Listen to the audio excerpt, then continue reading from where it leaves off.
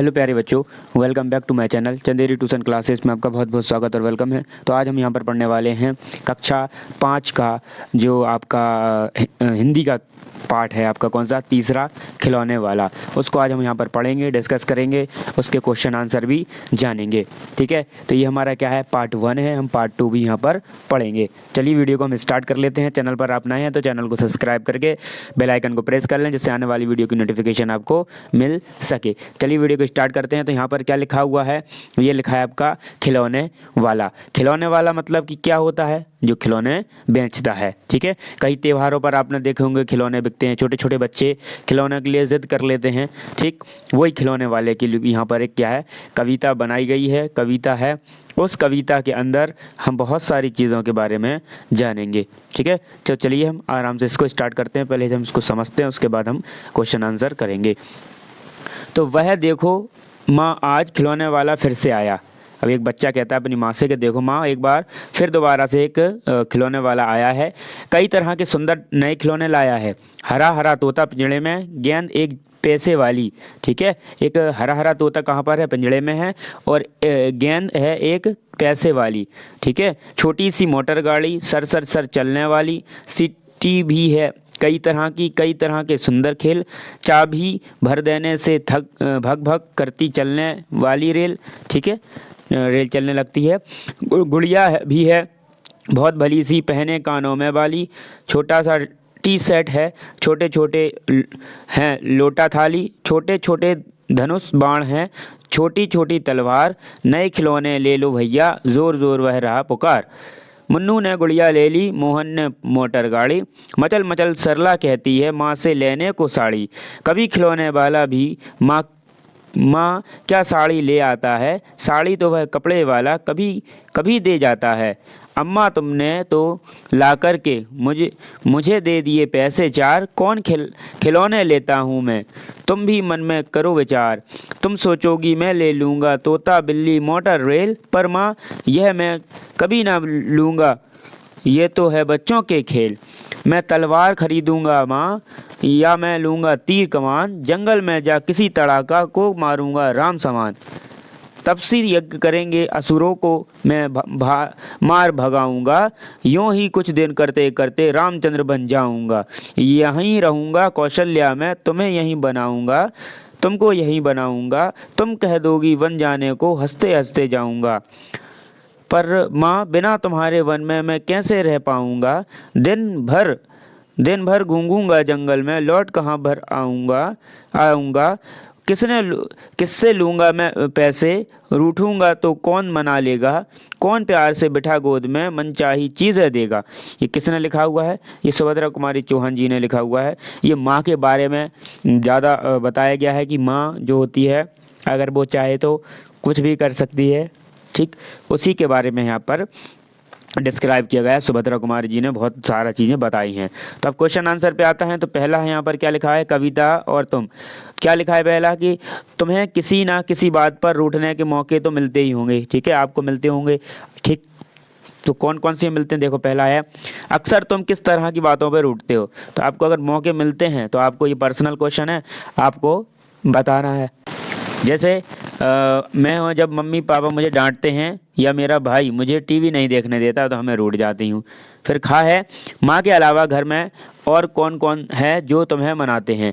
ठीक है, तो आप उसमें उत्तर लिख देना कि माँ के अलावा घर में मेरे पिताजी और दादी जी हैं। दादाजी मुझे बहुत प्यार दुलार करते हैं, वो मुझे मनाते हैं। फिर आता है क्वेश्चन दूसरा कि हम ऐसे कई त्यौहार मनाते हैं जो बुराइयों पर अच्छाई की जीत पर बल देते हैं। ऐसे त्योहारों के बारे में और उनसे जुड़ी कहानियों के बारे में पता करके कक्षा में सुनाओ।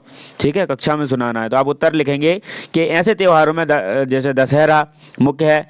इस दिन राम ने रावण को वध करके बुराई पर अच्छाई की जीत हासिल की। उस दिन से हर साल का यह त्यौहार बड़े धूमधाम से पूरे भारतवर्ष में मनाया जाता है। ठीक है, ये हो गया। तीसरा क्वेश्चन आता है हमारा यहाँ पर क्या, कि तुमने रामलीला के जरिए या फिर किसी कहानी के जरिए रामचंद्र के बारे में जाना समझा होगा, तुम्हें उनकी कौन सी बातें अच्छी लगी?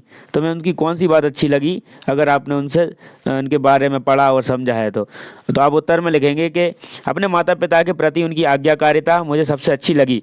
इसके अतिरिक्त और भी कई गुण उनमें थे जो बहुत अच्छे लगते हैं, जैसे उनका उच्च आदर्श, उनका त्याग, उनका धैर्य, उनकी कार्य परंपरायणता आदि हैं जो अच्छे लगते हैं। फिर क्वेश्चन आता है उसके बाद हमारा क्या नंबर का 4 नंबर का क्वेश्चन आता है।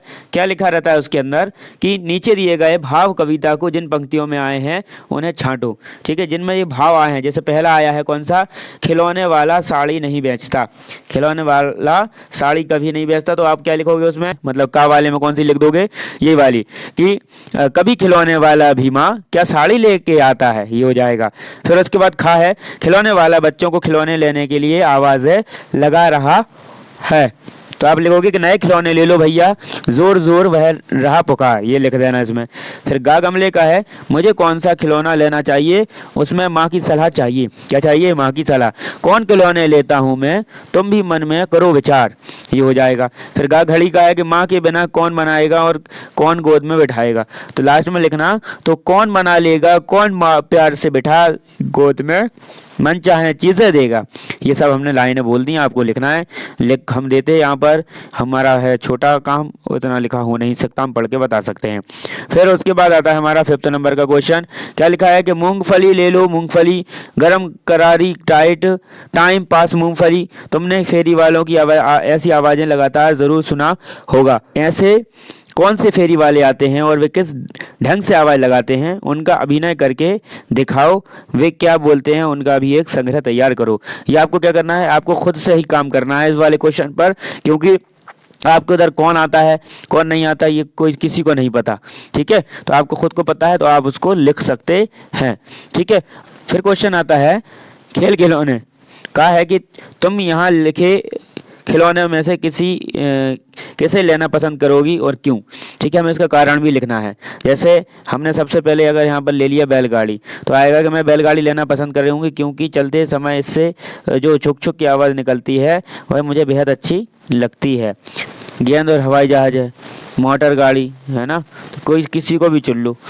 फिर उसके बाद आता है तुम्हारा कि तुम अपने साथियों के साथ कौन कौन से खेल खेलती हो, तो मैं अपने साथियों के साथ कबड्डी, लुका छुपी, खो खो, बैडमिंटन आदि खेलती हूँ। ठीक है, फिर दूसरा क्वेश्चन आता है हमारा यहाँ पर क्या कि शब्द संज्ञा में वाला जोड़ने से बना है। नीचे लिखे वाक्यों को रेखांकित हिस्सों को ध्यान से देखो और संज्ञा की क्रिया पहचानो। जैसे पहला वाला इसमें लिखा है पान वाले, तो सिर्फ इसमें संज्ञा क्या हो जाएगी, पान हो जाएगी। यहाँ लिखा दिल्ली वाले, तो यहाँ पर दिल्ली अकेली क्या हो जाएगी, संज्ञा हो जाएगी।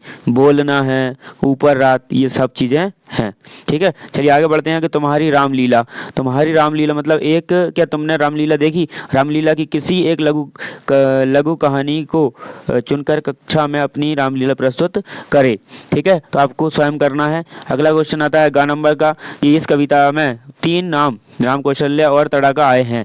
ये तीनों नाम किस प्रकार से प्रसिद्ध हैं, कथा के पात्र हैं, ये आपको इसमें क्या करना है, बताना है। तो आप क्या लिखोगे इसमें, पहले वाले में क्या है, काय के लिए ये प्रसिद्ध हो गए ये कथा के पात्र में। ठीक है, तो आप उत्तर में लिखोगे कि राम, कौशल्य और तड़ाका ये तीनों नाम रामायण के प्रसिद्ध कथा के पात्र के हैं। ठीक है, फिर आता है हमारा क्या यहाँ पर पहला ये हो गया। फिर इसके बाद हम आते हैं गा वाले पर, काका हो गया ना, ये गा का देखो अब क्या लिखा हुआ है कि यही रहूंगा कौशल्या में, तुमको यही बनाऊंगा, इन पंक्तियों का कथा से क्या संबंध है। ठीक है, कथा से क्या संबंध है। तो बालक स्वयं को राम और अपनी माँ को कौशल्या के रूप में देखता है, लेकिन वह राम की तरह वन जाने को तैयार नहीं है, बल्कि माँ कौशल्या के पास घर में रहना चाहता है। गा गमले का है कि इस कथा के कुछ संदर्भों की बात कविता में हुई है, अपने आसपास पूछकर उनका पता लगाओ। क्या करो, उनका पता लगाना है। तो बालक स्वयं को राम और राम अपनी कौशल्या को देखना चाहता है, ये वाला हो गया ना। फिर उसके बाद गा गमले का है पता लगाओ। पहला क्या लगाना है कि तपस्वी यज्ञ करने वाले असुरों को मार भगाऊंगा, तुम कह दोगी वन जाने को हंसते हंसते जाऊंगा। ठीक है, तो आप इसमें उत्तर में क्या लिख सकते हैं इसके अंदर कि वन में तपस्या करने वाले ऋषि मुनि को राक्षस परेशान करते थे, उनकी शांति भंग करते थे। राम ने उनकी राक्षसों को बाध किया, जिसके बाद फिर से वे शांति पूर्वक तपस्या करने लगे। राम उन्हें अपने माता पिता के आदेश पर एक आज्ञाकारी पुत्र की भांति 14 वर्ष के लिए बन जाना स्वीकार कर लिया था। ठीक है, इस सारे क्वेश्चनों के आंसर हमारे हो जाते हैं। फिर उसके बाद आता है यहाँ पर हमारा क्या, ईदगाह। ठीक, तो ये हम चैप्टर को वापस से पढ़ेंगे। यहाँ तक हमने ये चैप्टर पढ़ा, आई होप ये आपको समझ में आ गया होगा। ठीक है, चलिए हम मिलते हैं नेक्स्ट वीडियो में। Thanks for watching. अगर आप चैनल पर नए हैं तो चैनल को सब्सक्राइब करके बेल आइकन को प्रेस कर लें, जिससे आने वाली वीडियो की नोटिफिकेशन आपको मिल सके। थैंक्स फॉर वॉचिंग, मिलते हैं नेक्स्ट वीडियो में।